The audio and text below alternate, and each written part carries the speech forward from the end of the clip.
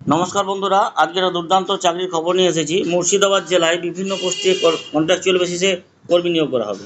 তো এটার জন্য বয়স হতে হবে 18 থেকে 40 বছরের মধ্যে, এবং যদি এসসি বা এসটি হন তাদের ক্ষেত্রে 18 থেকে 45 বছর, এবং যদি ওবিসি হয়ে থাকেন তারা 18 থেকে 43 বছরের মধ্যে বয়স থাকতে হবে। তো কারা পোস্টের জন্য আবেদন করতে পারবেন আজকে ভিডিওতে আমি আলোচনা করব। মুর্শিদাবাদ জেলার যে অফিসিয়াল ওয়েবসাইট, সেই ওয়েবসাইটে গিয়ে কিন্তু আপনারা এই বিজ্ঞপ্তি পেয়ে যাবেন।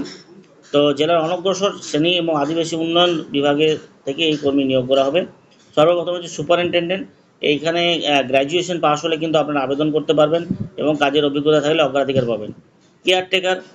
কেয়ারটেকারের জন্য আপনাদের শিক্ষাগত যোগ্যতা থাকতে হবে, মাধ্যমিক পাস, এবং কাজের অভিজ্ঞতা থাকলে অগ্রাধিকার পাবেন। ম্যাট্রন, কুক, হেল্পার, কর্মবন্ধু, দারোয়ান কাম নাইট গার্ড, এই সমস্ত পোস্টের জন্য শুধুমাত্র 8 পাস হলেই কিন্তু আবেদন করতে পারবেন।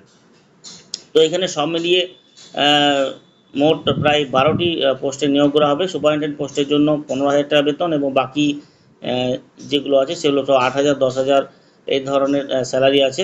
তো দেখে নেবেন আপনারা অফিসিয়াল যে বিজ্ঞপ্তি আছে সেই বিজ্ঞপ্তি গিয়ে। তো এটার প্রথম চুক্তিভিত্তিতে নিয়োগ করা হবে, এবং এটা বয়স হতে হবে 18 থেকে 40-এর মধ্যে।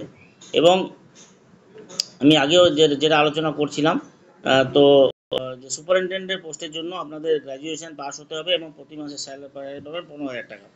মাধ্যমিক পাস হলে কেয়ারটেকার, মেট্রন পোস্টের জন্য আবেদন করতে পারবেন, এবং এটা স্যালারি হলো প্রতি মাসে 9,000 টাকা।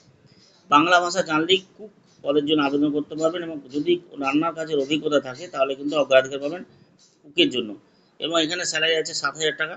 এবং বাকি পোস্টগুলি যে আছে শিক্ষাগত যোগ্যতা, সেটা হলো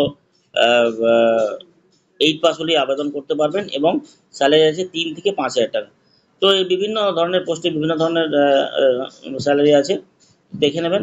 তো আমরা মুর্শিদাবাদ জেলার যে অফিসিয়াল ওয়েবসাইট, সেখানে গিয়ে আপনারা কিন্তু ফর্মটা ডাউনলোড করে আপনারা কিন্তু নির্দিষ্ট সময়ের মধ্যে বা নির্দিষ্ট ডেটের মধ্যে জমা দিলে কিন্তু এই চাকরির জন্য আপনারা আবেদন করতে পারবেন। এবং ইন্টারভিউ প্রথমে রিটিন পরীক্ষা হবে, এবং রিটিন পরীক্ষার পর ইন্টারভিউ হবে, ইন্টারভিউয়ের পর ফাইনাল সিলেকশন হবে। শুধুমাত্র যারা কর্মবন্ধু বা রাঁধুনি বা হেল্পার, এদের শুধুমাত্র ইন্টারভিউর মাধ্যমে সিলেকশন করা হবে। তো যাই হোক, যারা আবেদন করতে চান তারা আবেদন করে ফেলুন। প্রত্যেককে ধন্যবাদ। এই ধরনের চ্যানেল খবর পাওয়ার জন্য প্রত্যেকেই চ্যানেলটা সাবস্ক্রাইব করবেন। প্রত্যেককে ধন্যবাদ।